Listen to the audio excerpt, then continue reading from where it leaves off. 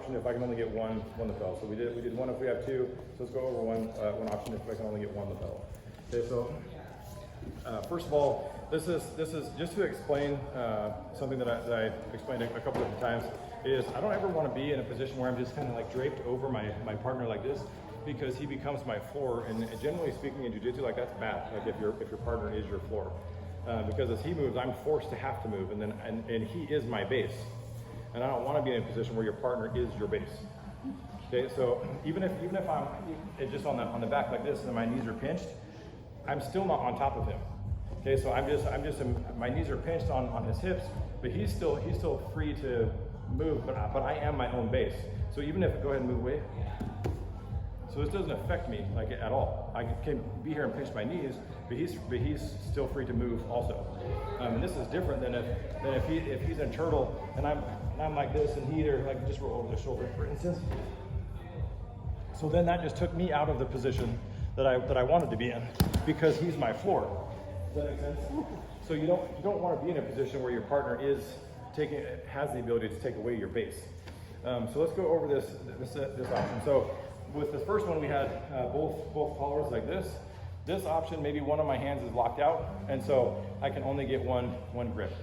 Okay, so if I can get the one and this one's locked out, then I'm going to reach across and grab the cross collar. Okay, same thing on this side here, and grab the cross collar.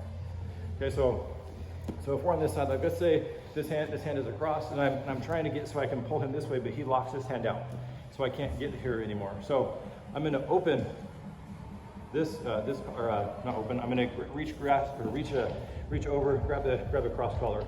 So if his elbow is on the outside, it's easy for me to move this elbow open, or if he has it stuck inside, which is fairly likely because he's trying to prevent me from getting the second grip in. Okay, so if this happens, I'm just going to cup his knee, open his knee, and then this knee slides in. And then I'm going to just go down to this knee, and then I'm just pulling him over in this position. Here. Okay, so we're here. I have my first grip. He's going to lock out this second one, so I can't get it. So I'm switching. So now I'm cross collar, just like this. Okay, and this is why it's important to be here at his hip, because if I'm too high, I can't open his knee. So I'm going to be down here by his hip, so I can open his leg. This knee slides in, and then I'm just going down to this side as I pull with his collar. Here. Make sense? Yeah. How do you feel on ground? It's just about the mid chest. Yeah. It's just about the mid chest or so. Because it's just I went from here, because when I have the first grip, I want to be pretty high so I can open his or move his head down like that. But on the second one, it doesn't necessarily matter per se. I just want to reach across and grab it, but it's about mid chest.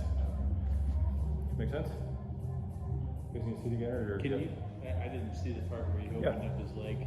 So he has this elbow just tucked inside here, and I have this cross grip. So this is important to have my knee down here as a wedge by his hip, because it's kind of a fulcrum that I'm using to open his knee against. Okay. His knee is right next to my ankle, if you can't see. Yeah. Okay, Yeah. right on. Any other questions? Okay, let's try it. 1, 2.